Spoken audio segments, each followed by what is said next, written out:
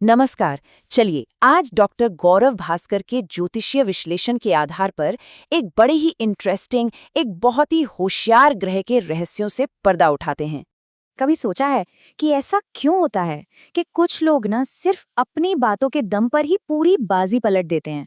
उन्हें कोई जोर जबरदस्ती या ताकत की जरूरत ही नहीं पड़ती। और ये भी सोचा है कि कुछ लोगों का दिमाग इतना तेज कैसे चलता है। मतलब वो दूसरों से जल्दी सीखते हैं, ज्यादा स्मार्ट तरीके से बात करते हैं और किसी भी सिचुएशन में एकदम से ढल जाते हैं। क्या राज है इसके पीछे? इन सारे सवालों का जवाब ज्योतिष में एक बहुत ही खास, एक बहुत ही चतुर ग्रह के पास है। जी हाँ, हम बात कर रहे हैं बुध ग्रह की।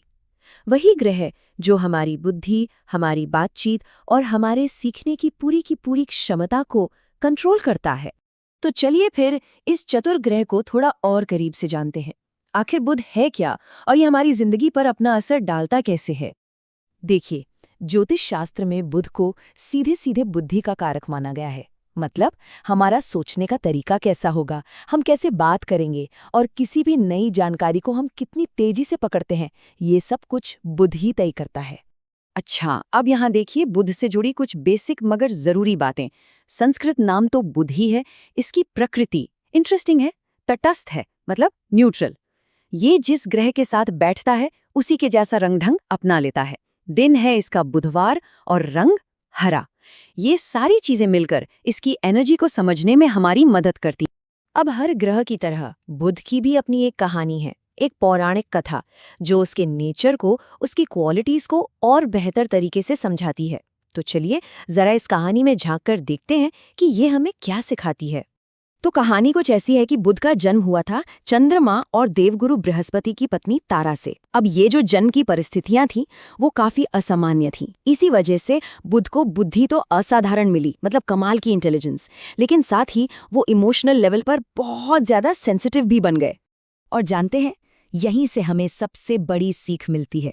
ये कहानी हमें ये सिखाती है कि इंटेलिजेंस अगर इमोशनल बैलेंस के बिना हो तो वो अंदर ही अंदर एक कॉन्फ्लिक्ट, एक संघर्ष पैदा कर सकती है।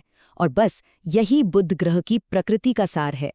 चलिए अब कथाओं से निकलकर असल दुनिया में आते हैं। किसी की जन्म कुंडली में बुध अपना असर कैसे दिखाता है? इसके ना दो चेहरे हैं, एक जो बिल्कुल साफ है और दूसरा जो कंफ्यूजन पैदा करता है। यहाँ देखिए, दोनों चेहरे बिल्कुल साफ नजर आ रहे हैं। एक तरफ है मजबूत बुध, जहां बुद्धि एकदम शार्प है, बातचीत में क्लैरिटी है और बिजनेस में भी सफलता मिलती है।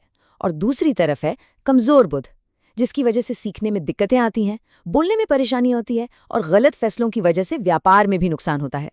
सीधी सी बात है, कमजोर बुध क्लैरिटी की जगह सिर्फ शोर और कंफ्यूजन पैदा करता है। तो सवाल उठता है कि अगर किसी का बुध कमजोर है तो क्या किया जा सकता है? अच्छी बात यह है कि ज्योतिष में इसके लिए बहुत ही सिंपल लेकिन असरदार उपाय बताए गए हैं। देखिए, बुध को ठीक करने का सबसे अच्छा तरीका है अपनी बोली और अपनी बुद्धि में एक डिसिप्लिन लाना। कुछ बहुत आसान से उपाय हैं जो कोई भी कर सकता है, जैसे बुध बीज मंत्र का जाप करना, रोज कुछ ना कुछ पढ़ना ताकि दिमाग तेज हो, अपनी बातों में ईमानदारी रखना और हाँ, स्टूडेंट्स की या कुछ सीखने वालों की मदद करना। बस एक बात याद रखनी है, बुध को क्लैरिटी पसंद है तो उसे क्लैरिटी से ही ठीक किया जा सकता है। लेकिन रुकिए, बुध सिर्फ बुद्धि, व्यापार या बातचीत तक ही सीमित नहीं है। इसकी एक बहुत गहरी स्पिरिचुअल लेसन, एक आध्यात्मिक सीख भी है। बुध हमें क्या सिखाता है? वो सिखाता है कि सच्ची इंटेलिजेंस दूसरों पर हावी होने में नहीं है, बल्कि दूसरों को समझने की काबिलियत में है। मतलब अपनी बुद्धि का इस्तेमाल किसी को नीचा दिखाने या दबाने के लिए नहीं, बल्कि चीजों को बेहतर तरीके से समझने के लिए करना चाहिए।